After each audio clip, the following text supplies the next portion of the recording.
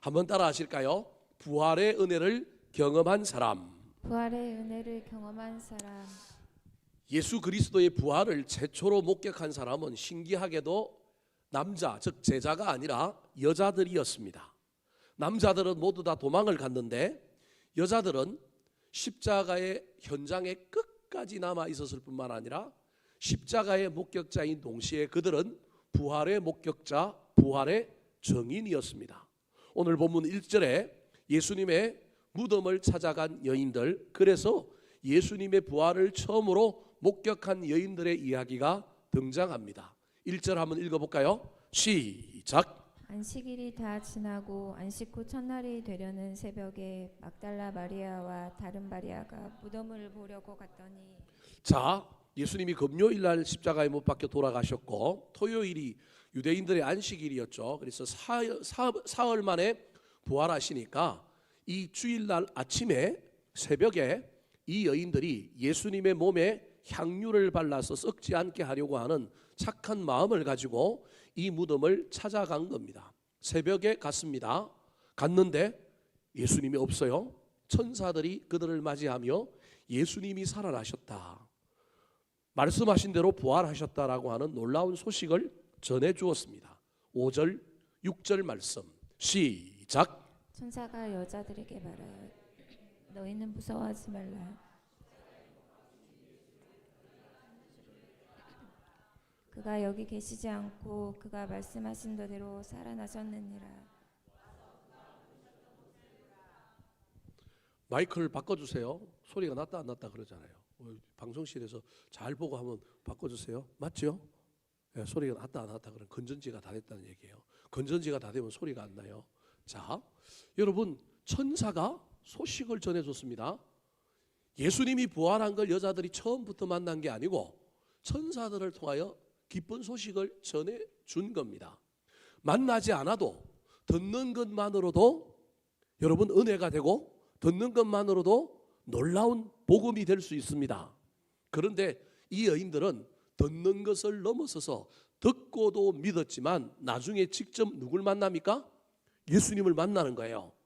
예수님 만나기 전에 천사들이 여자들에게 이야기해 줍니다. 6절에 보니까 그가 여기 계시지 않고 그가 말씀하신 대로 뭐 하였느니라? 살아나셨느니라. 한번 볼래? 와서 그가 누우셨던 곳을 봐라. 보니까 시체는 없고 무덤은 비어있고 예수님의 몸을 감쌌던 세마포, 우리로 치면 수건은 잘 개켜서 머리맡과 발밑에 딱 있는 거예요. 아, 빈 무덤 살아나셨네. 주님께서 살아생전에 말씀하신 대로 그대로 이루어졌네. 예수님을 만난 건 아니지만 빈 무덤을 봤지만 이들은 예수 그리스도가 살아났다고 하는 것을 믿게 되었습니다. 이때부터 이 여인들의 마음속에 예수 그리스도의 부활의 놀라운 은혜가 찾아오기 시작한 것입니다. 사랑하는 성도 여러분, 이 여인들에게는 부활의 은혜가 찾아왔지만 예수님을 3년 동안 주구장창 따라다녔던 제자들은 예수님이 부활한 줄도 모릅니다. 부활은 했지만 이들에게는 부활의 은혜가 찾아오지도 않고 부활하신 주님도 못 만났습니다. 이 이야기는 오늘을 살아가는 저와 여러분에게도 동일합니다. 우리가 다 부활주일이라고 예배를 드리지만 예배 안 드리는 사람들과 예배 드리는 사람이 훨씬 더 부활하신 주님을 만나고 부활의 은혜를 경험할 수도 있지만 세상에 많은 사람들 부활도 모르고 주님이 부활하셨다는 걸 모르고 있는 그 사람들보다 우리가 낫기는 하지만 여기 앉아 있어도 여기 예배 드려도 주님 못 만날 수도 있고요. 머리로는 부활하셨지 오늘 부활주일이지 않은데 그 예수님이 내 마음에 들어오지 않을 수도 있다는 사실을 저와 여러분이 인정해야 합니다. 그래서 매년 진행되는 부활절 속에 어떤 사람은 어떤 해는 막 뜨겁고 은혜가 되고 막 감격스럽지만 어떤 해는 무덤덤하게 그럭저럭 지나갈 때가 얼마나 많은지 모릅니다. 저만 해도 고난주간을 지나고 사순절을 지나는 동안에 설교 준비하고 뭐 따라가느라고 얼마나 육신적으로 고난주간이 되면 힘든지 모릅니다. 작년보다 올해가 더 힘든 것 같아요. 그래서 목요일부터 몸이 안 좋기 시작하고 아프기 시작해서 야, 내가 진짜 예수님의 고난에 동참하는구나 그렇게 생각하면서도, 그러면 부활주일 아침이 되면 예수님이 부활하셨던 것처럼 내가 그 고난에 동참했으니 나도 부활해야지, 나도 마음에 감동이 가득 차고 나도 막 다이나믹해야지. 여러분, 이런 마음을 품고 달려왔어요. 그런 마음이 없다는 건 아니지만 육신이 연약하니까. 오늘 부활절인데 내가 우리 교인들에게 생긋생긋 웃으면서 목소리도 한 톤 더 높여가면서 예수 그리스도의 부활의 감격을 어떻게 하면 좀 전달할까, 어떻게 하면 나를 통하여 전달해 줄까 할 수만 있다면 내가 방방 뛰리라, 그런 마음을 가지고 오지만, 여러분, 주님이 내 마음속에 오지 않으면, 육신의 한계를 넘어서지 못하면 저와 여러분이 우리 주님 못 만나고 부활의 감격이 없을 수도 있다는 사실을 인정해야 됩니다. 예수님을 처음 만났던 여인들은 그렇지 않았습니다. 주님 만나고 난 다음에 놀라운 은혜가 들어와서 그들은 천사들 만난 것만 해도 감사한데 그 이후에 예수님께서 그녀들을 그냥 보내지 않고 어떻게 해줘요? 만나주잖아요. 그러니까 소식만 들은 것으로 끝나지 않고 다시 주님을 만남으로 말미암아 그들의 마음속에 얼마나 감격이 넘쳤겠어요. 얼마나 큰 은혜가 넘쳤겠습니까? 그런데 그런 여인들과 달리 여전히 예수님 부활했음에도 불구하고 도망다니고 있고 숨어있는 제자들과 같은 사람들도 있을 수 있다는 사실을 기억해야 됩니다. 부활의 은혜를 내 마음대로 가질 수만 있다면 얼마나 좋겠습니까? 오직 주님의 주권하에 있기 때문에 이 부활절에 저와 여러분이 하나님 앞에 사모하는 마음으로 기도했으면 좋겠어요. 여인들을 찾아주셨던 하나님, 나도 좀 찾아주시고 나도 좀 뭐 해달라고요? 좀 만나주세요. 그래서 나도 내 마음에 주체할 수 없는 기쁨이 좀 찾아오고 예수 그리스도의 부활이 내 부활이 되었으면 좋겠습니다. 오늘 안 만나주시면 언제 만나달라고요? 내일 만나주고 다음에 좀 만나줬으면 좋겠어요. 예수님의 제자들은 그 후에 만났잖아요. 예수님 부활하신 날은 전부 숨어 지냈는데 예수님이 꽁꽁 숨어있는 제자들에게 찾아오시잖아요. 그때 누가 없었어요? 도마가 없었어요. 그러니까 결석한 도마 때문에 또 한 번 더 나타나시잖아요. 부활하신 주님 만날 기회가 여러 번 있습니다. 오늘 예배할 때 사모하는 마음으로 여인들을 만나주셨던 주님, 예수 부활 내 부활 되도록 나한테도 찾아오셔서 은혜를 좀 베풀어 주시고 나의 뜨뜻미지근한 마음을 바꾸어 주시고 나의 열정 없는 마음을 새롭게 해주시고 부활의 능력 내 능력 되게 해 주십시오. 사모하고 기도할 뿐만 아니라 주님, 오늘 아니면 내일이라도 이번 주간이라도 이번 사흘 한 달 동안이라도 주님 정말로 제자들에게 찾아가셨던 것처럼 나에게도 찾아오셔서 부활의 감격, 부활의 은혜, 부활의 능력을 달라고 기도하는 저와 여러분이 되기를 예수님의 이름으로 축원합니다. 오늘 본문에는 운 좋게도, 아니 운이라기보다는 그들은 늘 주님 가까이 있었기 때문에 그 있는 여인들에게 우리 주님이 찾아오셔서 부활의 은혜와 부활의 놀라운 그 체험을 주셨는데 이 여인들에게 어떤 은혜가 임했을까요? 부활의 은혜와 부활을 체험하고 나면 어떤 변화가 일어날까요? 첫 번째입니다. 따라 하시겠습니다. 기쁨의 은혜. 기쁨의 은혜. 부활하신 주님이 찾아온 여인들에게 나타난 첫 번째 변화는 기쁨이 충만했습니다. 8절 말씀 같이 한번 읽어볼까요? 시작. 그 여자들이 무서움과 큰 기쁨으로 빨리 무덤을 떠나 제자들에게 알리려고 다름질할세. 주님을 만난 게 아니라 천사들을 만나고 천사들로부터 소식을 전했는데도 불구하고 부활의 은혜가 마음속으로 쏙 들어온 사람들이 누구냐 하면 막달라 마리아를 비롯한 여인들이었습니다. 그 여인들이 올 때는 침울한 얼굴로 무덤에 왔는데 부활의 소식을 듣고 나니 은혜가 물밀듯 밀려오니 그들의 마음에 놀라운 변화가 생겼습니다. 두 가지 변화가 생겼는데 하나는 무서움이라고 하는 변화와 또 다른 하나는 기쁨이라고 하는 겁니다.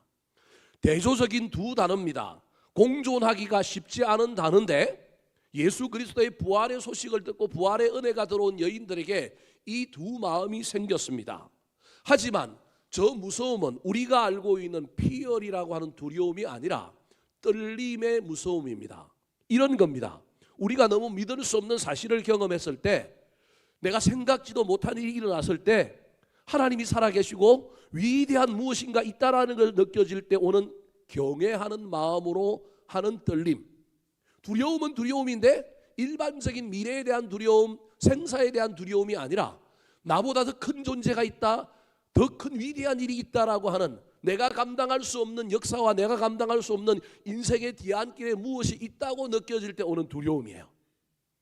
이 두려움은 나쁜 두려움이 아니에요. 보통 두려움은 좀 부정적이고 나쁜 건데 지금 이 여인들이 경험한 두려움은 그런 두려움이 아니라 떨림의 두려움인 거예요. 기대의 두려움인 거예요. 야, 세상에 이런 일이 일어나다니, 주님이 말씀하셨는데 그 말씀이 실제 일어나다니, 야, 하나님 살아계시구나. 나보다 더 큰 하나님, 내가 생각지도 못한 큰 세계가 내 가슴으로 밀려올 때 느끼는 두려움입니다. 이 두려움에는 인간의 겸손이 들어있어야 됩니다. 인간의 겸손 속에 그 두려움이 나중에 무엇으로 변하느냐 하면 기쁨으로 변하는 거예요. 그래서 저 무서움은, 저 두려움은 나쁜 두려움이 아니라 기쁨을 가져다 주는 겁니다.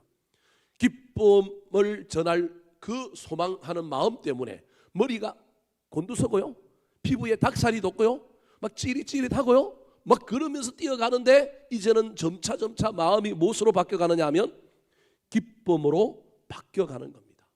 사랑하는 성도 여러분, 부활을 경험한 사람들은 무서움과 두려움 대신에 기쁨을 소유한다는 사실을 기억하시기 바랍니다. 그리고 그들은 그 기쁨을 가지고 무덤을 떠나는 사람들이 됩니다. 지금 저와 여러분은 무덤에 머물러 있는 것은 아닙니까? 교회에 왔지만 영의 눈을 열고 보면 혹시 저와 여러분이 지금 무덤가를 배회하고 있는 사람은 아닙니까? 부활의 기쁨이 온 사람은 무덤을 떠나는 사람입니다. 지금 저와 여러분이 염려의 무덤, 근심의 무덤, 질병의 무덤, 저와 여러분이 수많은 무덤가에 머물러 있다면 주님이 내 마음에 오신 것이 아닙니다. 주님이 내 마음에 오셔서 은혜로 채워주시면 우리는 기쁨이 넘칠 뿐만 아니라 무엇을 떠나는 사람들이냐면 무덤을 떠나는 사람들입니다. 오늘 예배 이후로 저와 여러분이 질병과 수많은 무덤들로부터 떠나셨으면 좋겠습니다. 주님이 부활하셨다고, 그 주님 때문에 내 인생이 바뀔 거라고 소망이 있다고 저와 여러분이 큰 기쁨으로 무덤을 떠나서 역동적으로 달려가는 사람들이 되었으면 좋겠습니다. 사랑하는 성도 여러분, 옆 사람하고 인사하실까요? 좀 기뻐합시다. 부활절인데 좀 기뻐해야 되지 않겠습니까? 또 한 번 인사하실까요? 기뻐하면 인생의 무덤을 떠날 수 있습니다. 내 마음을 내가 마음대로 바꿀 수만 있다면 얼마나 좋겠어요? 근데 이게 쉽지 않잖아요. 내 마음이 내 마음대로 안 된다니까요.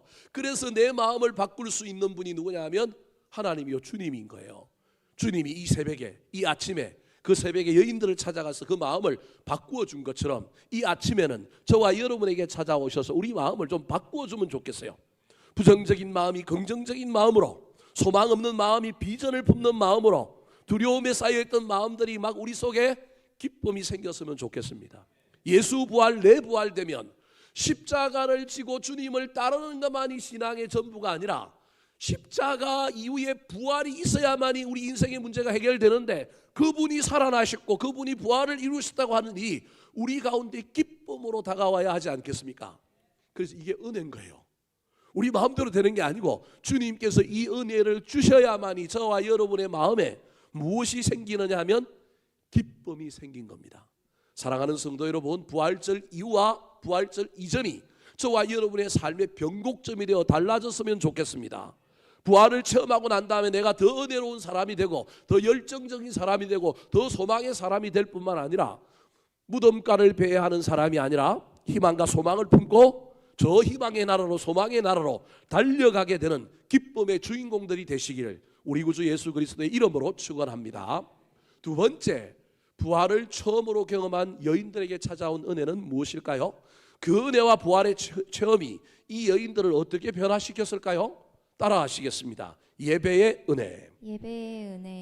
자, 부활의 감격을 경험하고 마음이 두려움에서 기쁨으로 바뀌었던 여인들에게 찾아온 두 번째 변화는 여러분 예배의 변화였습니다. 9절 말씀 같이 한번 읽어볼까요? 시작. 예수께서 그들을 만나 이르시되 평안하냐 하시거늘 여자들이 나아가 그 발을 붙잡고 경배하니. 선사들로부터 예수 부활의 소식을 들었습니다. 두려움이 있긴 했지만 이 두려움은 점차 기쁨으로 변해가고 바른 빨리 열정을 품고 제자들에게 이 소식을 전하려고 이 여인들이 달려갑니다. 그런데 가다가 또 다른 은혜를 만납니다. 그 은혜가 뭐예요? 예수님을 만난 거예요. 빈 무덤에서 예수님은 못 봤고 천사들로부터 소식만 들었다니까요. 여러분이 저에게 설교를 듣습니다. 표현이 좀 그렇지만 제가 이천사예요. 제 이름이 이천사라니까요. 여러분이 저한테 지금 복음의 소식을 듣고 있어요. 그것만으로도 은혜가 되고 그것만으로도 여러분에게 놀라운 변화가 생겼으면 좋겠습니다. 그런데 우리 주님께서 이 천사들로부터 소식 듣는 것으로만 우리를 내버려 두지 않고 직접 주님께서 이 여인들을 뭐 했다고요? 만나 주신 거예요. 땡 잡은 거예요. 여러분, 이 놀라운 일이 있었으면 좋겠습니다. 오늘 설교를 듣고 천사인 저에게 놀라운 소식을 전해드는 여러분이 우리 주님을 다시 만났으면 좋겠습니다. 만나기를 원하는데 이것도 우리 마음대로 되는 게 아니에요. 우리 하나님이 만나 주셔야 되지 않겠습니까? 이 여인들에게 놀라운 은혜는 천사들을 만난 것도 은혜인데 누굴 만났다고요? 예수님을 만난 거예요. 그래서 예수님이 물어봅니다. 뭐 하냐고요? 평안하냐? 아까는 두려움인데 이제 기쁨이 되었으니 이제 평안하냐라고 묻는 겁니다. 근데 여자들이 예수님을 알아본 거예요. 여자들이 예수님을 알아보고 기쁨에 있던 이 여자들이 하고 있는 행동 중에 하나가 무엇이냐 하면 나아가라고 하는 단어에 나타나 있습니다. 자, 시대를 거슬러 올라가서 저와 여러분이 여인들이라고 생각하고요, 빈 무덤을 경험했어요. 놀랬어요. 머리가 곤두섰어요. 그래도 믿음으로 달려가고 있어요. 근데 주님이 나타났어요. 여러분 같으면 어떻게 하실래요? 우와, 뭐라고요? 귀신이다. 여러분 안 그래요? 예수님의 제자들이 옛날에 물 위로 걸어오신 예수님을 향하여 뭐라고 얘기했어요? 우와, 귀신이다라는 거예요. 여러분, 믿음이 있기 때문에 나아가는 거예요. 우리는 성경을 읽을 때 저건 당연한 거고 나도 저 자리에 있으면 저럴 거라고 생각하지만 여러분, 그렇지가 않아요. 저와 여러분이 저 자리에 있으면 우리가 예수님을 향하여 믿음이 없으면 살아나신 주님을 인정하지 않고 뭐라고 부를 거라고요? 우와, 귀신이다. 그러면서 두려움이 다시 찾아와서 아까 두려움에서 기쁨으로 변한 마음이 아니라 다시 두려움으로 가서 멀찍이 한 발 뒤로 가서 확인할 겁니다. 주님 맞아요? 정말이에요? 그런데 이 여인들은요, 천사들의 이야기를 벌써 받아들이고 믿음으로 성화시킨 여인들이기 때문에 주님 만나자마자 평안하냐라고 하는 이 음성을 듣자마자 주님이 늘 일상의 삶에서 그들에게 물었던 이 인자한 음성을 듣자마자 주님인 줄 알고 이들은 더 역동적으로 뭐하고 있냐면 나아가는 거예요. 여러분, 부활을 경험한 사람들에게 나타나는 이야기 속에 나타나는 동사들은 전부 이런 거예요. 빨리 달려가, 나아가. 이게 부활을 경험한 사람의 특징인 거예요. 머뭇거리거나 확인하거나 점검하는 것이 아니라 나아갔어요. 그 다음에 더 적극적으로 뭘 붙잡아요? 그 발을 붙잡은 거예요. 여러분, 이게 체험이라니까요. 만약에 붙잡지 않고 주님 만났다고 하면 누가 물어볼 때 뭐라고 대답해요? 너 증거 있냐? 그럼 뭐라고 얘기해요? 내가 발을 뭐 했다고요? 만져봤다. 진짜 육신으로 살아났더라. 이 여인들의 놀라운 역동적인 신앙의 모습을 저와 여러분이 본받았으면 좋겠습니다. 찾아오신 주님, 그건 하나님의 주권적인 역사 아래 있는 은혜지만 내가 할 수 있는 건 주님 만나기만 하면 이거 붙잡고 놔주면 돼요, 안 돼요? 안 되는 거예요. 나아가야 되는 거예요. 뒤로 물러설 것이 아니라 확인할 것이 아니라 나아가서 주님을 붙잡은 거예요. 여러분, 저 이야기가 단순히 그냥 손으로 붙잡은 이야기 같지만 알고 보니 붙잡고 뭐 했다고요? 경배하니 이게 예배라는 거예요. 옛날 예배가 아니라 달라진 예배. 부활하신 주님을 만나고 난 다음에 이 여인들의 예배가 좀 더 다이나믹하고 좀 더 역동적이고 좀 더 열정적이고 좀 더 감동적인 예배로 변했다라는 거예요. 부활하신 주님 만나고 나면 그 증거가 무엇으로 가장 바르게 나타나느냐 하면 예배의 변화로 나타납니다. 사랑하는 성도 여러분, 저와 여러분에게 주님 찾아오셔서 그 주님 때문에 우리의 예배가 달라졌으면 좋겠습니다. 초대교회가 매주일 모이는 예배, 오늘날 우리 교회들이 모이는 주일 예배를 최초로 시작하는데 이때 이 여인들이 예배한 것 때문에 예배 날짜가 바뀌었습니다. 유대인들은 토요일날 회당에 모여서 예배하는데 이 여인들이 최초로 주님을 만나고 예배한 이후부터 이제 기독교인들은 유대인들처럼 토요일 날 해당에 모이지 않고 안식 후 첫날에 모입니다. 그리고 이 안식 후 첫날을 그들은 뭐라고 부르기 시작하느냐 하면 주의 날이라고 부르기 시작합니다. 그래서 지금 뭐가 됐어요? 주일이 된 겁니다. 원래는 주의 날로 부르는 겁니다. 주의 날, 다르게 얘기하면 부활하신 날, 부활하신 주님을 만나는 날, 내가 다시금 예배함으로 부활되는 날, 그런 의미가 이 날에 있는 것입니다. 내면의 변화가 일어나서 두려움은 사라지고 기쁨이 찾아왔던 이 사람들은 이제는 예배가 변화되는 겁니다. 예배가 변화돼야만이 뭐가 변화되느냐 하면 삶이 변하는 거예요. 내면의 변화, 예배의 변화, 삶의 변화가 순차적으로 일어나게 되는 것입니다. 사랑하는 성도 여러분, 저와 여러분의 지금 예배는 어떠합니까? 생명력이 있습니까? 역동감이 있습니까? 우리 주님 우리 가운데 오셔서 부활의 은혜를 채워주심으로 내 예배가 바꿔졌으면 좋겠습니다. 내 예배가 달라졌으면 좋겠습니다. 그런데 때로는요, 꼭 그런 것만은 아니지만 거꾸로 한번 바꾸어 볼 필요도 있어요. 예수님이 부활하시는 우리를 찾아와서 만나주심으로 내 예배가 바뀐다고 한다면 반대로 내 예배가 바뀌면 누가 찾아올 수도 있다고요? 주님이 찾아올 수도 있다. 주님은 예배하는 걸 좋아하시니까 우리 인간이 꼭 무엇을 해야만이 뭔가가 꼭 된다라고 하는 건 위험한 신앙입니다. 그건 공로주의요 인간 중심의 신앙이에요. 신앙은 그런 게 아닙니다. 반드시 주도권이 누구에게 있느냐 하면 하나님께 있어야 됩니다. 주님이 주인입니다. 그래서 주시느냐 주지 않느냐도 다 누구의 속안에 있느냐 하나님의 속안에 있습니다. 그럼에도 불구하고 우리가 할 수 있는 일은 해봐야 하지 않겠습니까? 꼭 내 예배가 바뀐다고, 내 예배가 놀랍게 변한다고, 부활하신 주님이 찾아오시고 나에게 은혜를 주신다는 보장은 없지만 그래도 한번 해봐야 하지 않겠습니까? 가능성은 있으니까. 우리 주님은 그걸 좋아하시니까. 그래서 지금 이 부활주일에 여러분, 저와 여러분이 인격적으로 부활하신 주님을 만나지 못해서 내 마음에 여전히 두려움이 있고 내가 무덤가를 맴돌고 있고 내 안에 기쁨이 없다고 한다면 의지적으로 예배를 한번 바꿔보시기 바랍니다. 그 예배 속에 우리 주님의 임재가 찾아오면 그 이후에 우리 예배가 더 깊어지지 않겠습니까? 사랑하는 성도 여러분, 부활을 체험하는 사람들은, 예배하는 사람들이요, 예배가 달라진 사람임을 기억하여서 저와 여러분이 주님 더 만남으로 말미암아 더 큰 예배, 더 은혜스러운 예배, 더 깊은 예배를 경험할 뿐만 아니라 그 예배를 또 저와 여러분이 잘 이어감으로 말미암아 하나님의 은혜가 더 채워지고 더 이어지게 되는 놀라운 선순환이 일어나게 되기를 예수님의 이름으로 축원합니다. 마지막입니다. 최초로 부활을 체험하고 부활의 은혜를 받았던 여인들에게 찾아온 은혜는 무엇일까요? 그들은 어떤 변화가 일어났을까요? 따라 하시겠습니다. 사명의 은혜. 사명의 은혜. 자, 예수 그리스도가 살아났다고 한다면 머리로만 아는 것, 살아나는 것으로만 끝나지 않고 그분의 부활 때문에 나의 삶에 변화가 일어나야 하지 않겠습니까? 예수 부활, 내 부활이 되어야 될 이유는 예수 부활로 말미암아 내가 구원받는 것을 넘어서서 이 땅에서의 저와 여러분의 삶에 놀라운 변화도 동반되어야 하지 않겠습니까?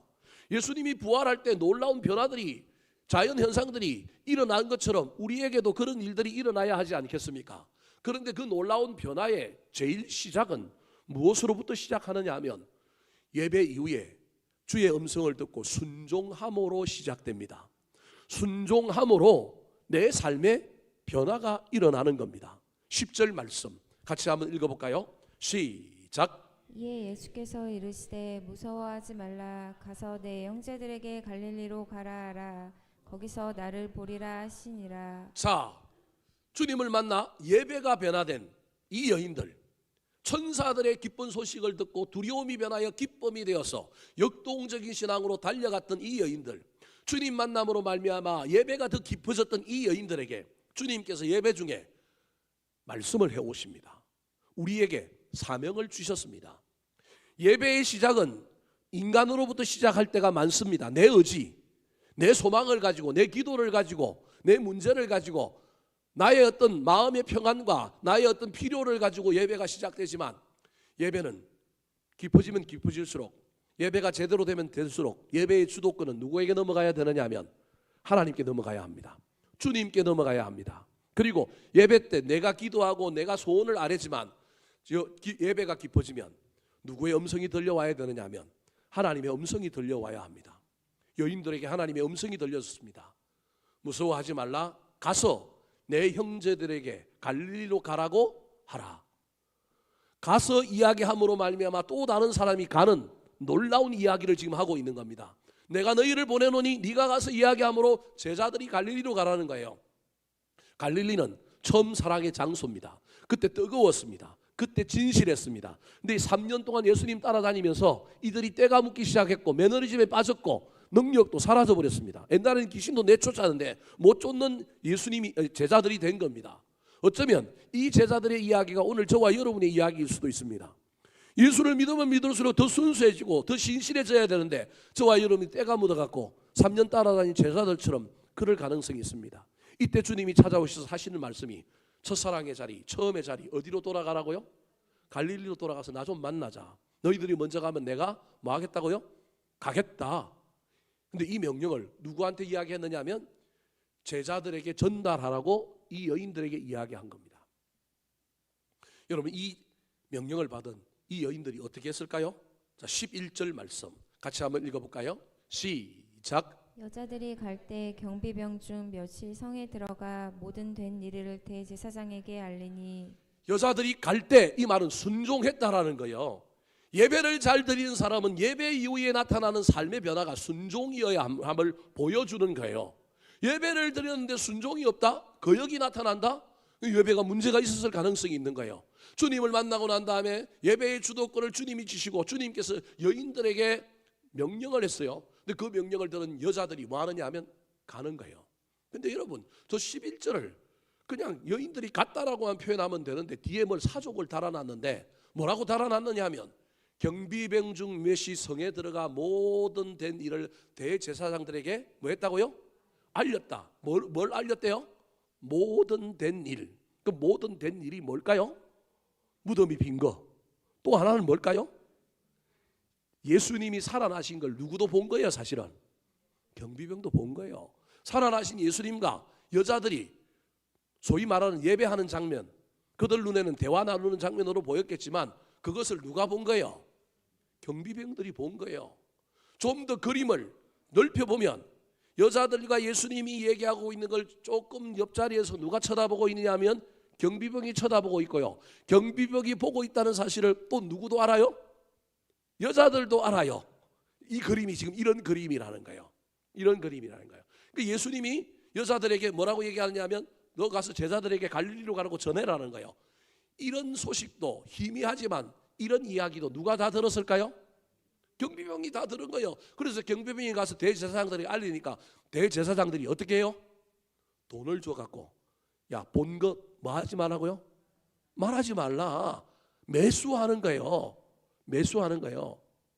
여러분 예수님께서 부활 성천하실 때 감단산에서 부활 성천하시는데 그 부활 성천하는 장면을 몇 명이 봤다고 얘기하고 있느냐면 우리 오늘 예배 때 교동문에도 읽었잖아요. 500여 형제들에게 나타났다 그러잖아요. 그 500명이 감난산 아래에서 예수님 성천하는 거 봤다니까요. 그러면 그 500명은 도대체 누굴까요? 예수님이 이 땅에 40일 동안 있었는데 주로 나타나신 건 예수님 제자들에게만 나타났단 말이에요. 그러면 예수님의 제자 그룹을 볼까요? 12사도, 70전도대원들, 그 다음에 뭐 따라다녔던 여자들, 그 다음에 생활 속에 수많은 제자들, 아리마대 요셉, 뭐 니고데모, 뭐 이런 사람들처럼 예수님을 수행하고 따라다닌 제자들은 아니지만 곳곳에서 은혜 받고 있었던 제자들, 뭐 이런 사람까지 어주 따져봐도 옛날에 유대인들의 랍비라고 하는 랍비들의 랍비들의 학교와 랍비들의 랍비단이 있는데 랍비단들이 보통 한 250명, 300명 정도 됐어요. 제일 아주 인기 있는 랍비가 자기 이하에 300명 널 데리고 가르치러 다니는 거예요. 예수님이 인기 있었으니까 예수님의 랍비단이 300명 되었을까요? 그런데 모인 사람은 몇 명이라고요? 500명이라는 거예요. 일반 사람들이 나타나고 나 부활했다 예수님이 그러지 않았다니까요. 그러면 나머지는 누굴까요? 저는 이 500명 안에 정확하지는 않지만 누구도 있느냐 하면 저 로마의 군병들도 있었을 것이다. 봤잖아요. 봤는데 돈을 받았지만 봤는데 나는 저들 중에 분명히 예수 그리스도의 부활을 믿고 정신을 차리고 예수님의 부활의 장면과 들어간 사람이 있었을 거라는 거예요. 제가 왜 이야기를 하느냐 하면 여인들의 순종이 쉬운 순종이 아니라고 하는 사실을 여러분에게 알려주려고 그러는 거예요. 예배에 은혜 받았다고 예수님이 하라고 가니까 그냥 갔다라고 우리는 이해하면 안 되고, 그걸 누가 보고 있다고요? 로마의 군병들이 보고 있는 상황. 그들 때문에 나도 당으로 몰리고 나도 어떻게 될 수도 있는데, 그런 상황 속에서 예배를 온전히 드리고 나니 베나산에서 베드로가 오직 예수 외에는 보이지 않더라라고 했던 것처럼 이 여인들이 지금 누구만 보이는 거예요? 예수님만 보이는 거예요. 누구의 음성만 들리는 거예요? 예수님의 음성만 들리는 거예요. 남이 잘못됐다 뭐 어떻다 이런 소리 안 들리는 거예요. 그런 소리 들리는 순간 벌써 마귀가 내 마음을 여러분 유혹하기 시작하는 거예요. 그래서 저와 여러분은 어떤 일을 할 때 주님만 보여야 되고요, 주님의 음성만 들리고 그것만 따라가면 돼요. 딴 사람이 뭐라고 하든지 간에 그거 신경 쓰지 말고 따라가면 돼요. 중요한 건 이 여인들이 예배 잘 드리고 난 다음에 주님의 명령에 뭐 하고 있는 거예요? 순종하고 있는 거예요. 그것도 어떻게 순종하고 있을까요? 자, 8절 말씀 다시 한번 읽어볼까요?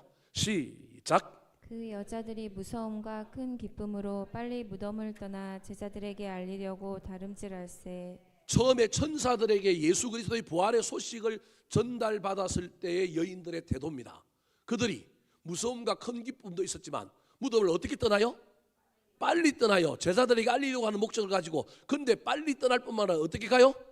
다름질해서 가요. 얼마나 감격, 얼마나 이게 지금 급한지 몰라요. 자신들이 들은 이 천사들의 소식을 빨리 전해주려고 가는 거예요. 그렇게 빨리 가다가 누굴 만났어요? 예수님을 만났어요. 그런데 예수님이 천사들이 한 얘기를 또다시 얘기해요. 제자들에게 갈릴리로 가라고 얘기해라. 그러면요, 두 번째 가는 건 어떻게 갔을까요? 아까 11절에 여자들이 갈 때라고 얘기했지만 거기에는 어떤 동작적인 내용이 나와 있지 않지만 저는 저 8절보다 훨씬 더 빨리 갔을 거예요. 제가 성경을 쓴다면 눈썹 휘날리며 가더라, 그렇게 적어 놓을 것 같아요.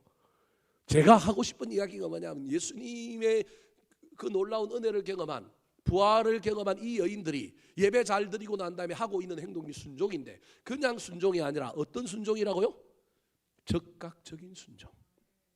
묻지도 않고 따지지도 않는 놀라운 순종을 하고 있다라는 거예요. 그럼 그 순종의 내용은 뭐예요?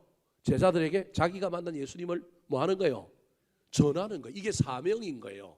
사랑하는 성도 여러분, 부활하신 주님을 만난 사람은 그 부활의 능력 가운데로 내 질병이 고쳐지고 내 문제가 해결되고 이런 것도 일어납니다. 그런데 반드시 우리에게 주시는 주님의 음성을 듣고 내가 맡아야 할 사명을 분별하여 그 사명을 완수하는 자가 됩니다. 나로 말미암아 제자들이 세워지는 거예요. 나로 말미암아 내 아들이, 내 자녀들이 세워질 수 있다니까요. 내가 사명 감당할 때 하나님은 나의 가정을, 나의 미래를, 나의 인생을 감당해 주시는 놀라운 일이 일어날 거라는 거예요. 그래서 주님은 부활하신 후 난 다음에 제자들과 여인들에게 똑같이 얘기하시는 겁니다. 제자들에게는 오직 성령이 너희에게 임하시면 권능을 받고 너희가 예루살렘과 유대와 사마리아와 땅끝까지 이르러 내 뭐가 될 거라고요? 증인이 되리라. 여러분, 제자들도 사명 받잖아요. 근데 제자들보다 여인들이 먼저 사명 받아서 제자들에게 예수 그리스도의 부활의 소식을 전하는 놀라운 일이 생기게 된 겁니다. 그녀들이 그 일 감당할 때 제자들이 세워지고요, 놀라운 일이 일어나게 되는 겁니다. 사랑하는 성도 여러분, 저는 이 본문에서 왜 예수님께서 여자들에게 제일 먼저 나타나셨을까? 우스갯소리로 늘 설교 시간에 하는 얘기지만 여자들의 입이 하도 싸서 제일 빨리 예수 그리스도의 복음을 전하려면 남자들보다 누가 더 유리하다고요? 여자들이 훨씬 더 유리하다. 그래서 여자들에게 먼저 나타난 건 아닌가, 제 개인적으로는 생각해 봅니다. 여러분, 중요한 건 여자들이 복음 전하는데 유리하다 이런 건 뭐 다 놔두더라도 여자들이냐 남자들이냐가 중요한 게 아니라 뭐 하는 사람이 중요하냐 하면 순종하는 사람이 중요한 거예요. 여자면 어떻고 남자면 어때요? 순종하는 사람이 더 중요하지요. 순종 안 하면 어떻게 해요?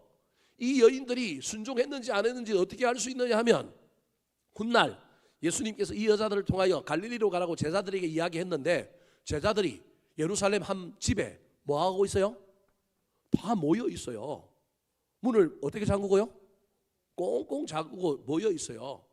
도망가고 흩어진 사람들이 모여 있다라고 하는 것은 어떤 의미냐면 회의해야 될 게 있는 거예요. 뭔가를 기다리고 있는 게 있는 거예요. 무슨 말이냐면 여자들이 예수 그리스도가 부활했다고 하는 것을 알려줬기 때문에 흩어졌던 제자들이 함께 모여 있는 거예요.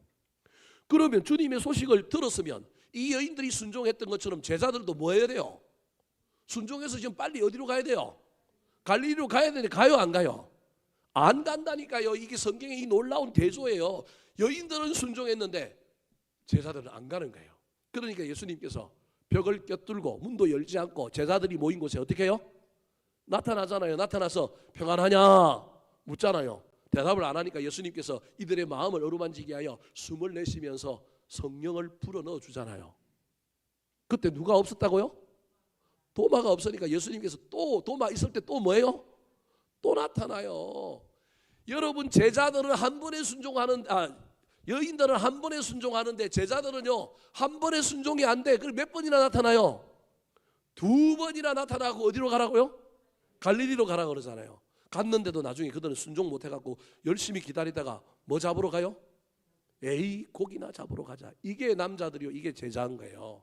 중요한 건 남자냐 여자의 문제가 아니라 순종하느냐 믿느냐 믿지 않느냐의 문제인 것입니다.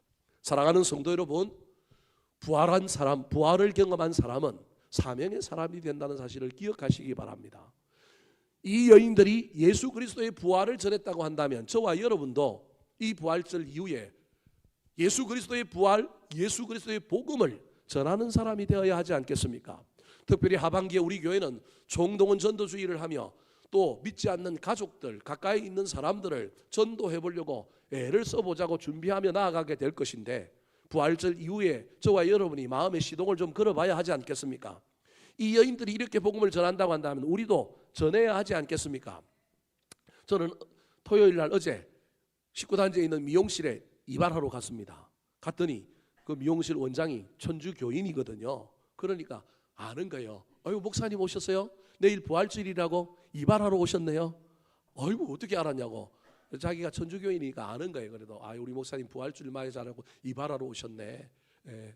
그런 거예요. 그래서 열심히 이야기하는 가운데 저도 이제 이 원장님을 한번 전도해봐야 되겠다 생각이 마음에 들어가지고 열심히 이제 이야기해 보려고 해요. 이 원장님이 제 머리를 너무 잘 잘라줘가지고 제가 머리 자르고 교인들한테 설교하고 머리 자르고 가면 교인들이 저보고 다 젊었다고 얘기하고 미남됐다고 얘기하신다고. 우리 원장님이 이발 잘 해주셔서 고맙다고 그러니까 자기도 들었대. 교인들한테 들었대요. 지나가다가 누가 했는지는 모르겠는데 우리 목사님이 원장님 됐다 칭찬하고 머리 잘 잘라줘서 고맙다고 막 얘기했다고 누군가가 이야기했다라는 거예요. 옳거니 잘 됐다 싶어갖고 제가 이제 그때부터 꼬시기 시작하는 거예요. 성당 다닌다며요. 얼마나 가요? 그랬더니 안 갈 때가 많대요. 안 갈 때 많을 때는 언제 어디 한번 오라고요? 우리 교회 한번 오라고. 될지 안 될지는 모르겠지만 여하튼 우리 교회 한번 오라고. 뭐 자기가 벌써 얘기해요. 뭐 목사님 설교가 어떻고 교인들이 뭐 얘기하는데 아파트 주민들이 뭐 얘기하는데 막 이렇게 얘기해요. 그리고 남편이 은퇴하고 이제 뭐 계시는데 남편이 아마 청소하러 온 모양인데 도와주러 왔는데 저한테 막 자기 남편을 소개하면서 자기 남편한테 덕양중앙교회 목사님이라고 내가 머리 이쁘게 만들라고 미남 만들어 주시는 분이라고 막 자랑을 하면서 인사를 시키더라고요. 지난번에도 한번 인사했는데 또 인사를 시키게 제가 또 인사를 하면서 아이고 우리 선생님도 언제 한번 우리 교회 한번 오세요. 제가 맛있는 거 한번 드리겠습니다. 예배 아니더라도 한번 오시면 차라도 한 잔 대접하겠습니다. 그랬더니 그래도 돼요 그러더라고요. 그래서 오라고 이야기했는데 뭐 올지 안 올지 모르겠지만 이제 제가 지나가다가 지난번에 온다 그랬으니까 차 한 잔 마시러 오십시오 한번 해봐야 될 것 같아요. 사랑하는 성도 여러분, 남을 비난하고 남의 흠을 잡고 그런데 우리 입이 너무 빠르면 우리 주님이 기뻐하시겠습니까? 복음을 전하고 칭찬하고 축복하는데 우리 입이 사용되어야 하지 않겠습니까? 우리의 입이 악한 데는 미련하고 느리지만 선한 데는 빠르고 지혜로웠으면 좋겠습니다. 특별히 이 입으로 사람을 축복하고 사람을 구원하고 특별히 우리는 예수 그리스도의 복음을 전하고 이 부활주일에 오늘 끝나고 나가면 계란 줄 텐데 혼자 다 먹지 마시고 할 수만 있다면 다른 사람들에게 좀 나누어 주면서 예수 그리스도의 부활을 전하는 그리하여 나에게 주시는 사명들을 감당하는 저와 여러분 되기를 예수님의 이름으로 축원합니다. 한번 따라 하실까요? 부활의 은혜를 경험한 사람, 부활의 은혜를 경험한 사람, 기쁨의 은혜, 기쁨의 은혜, 예배의 은혜, 예배의 은혜, 사명의 은혜, 사명의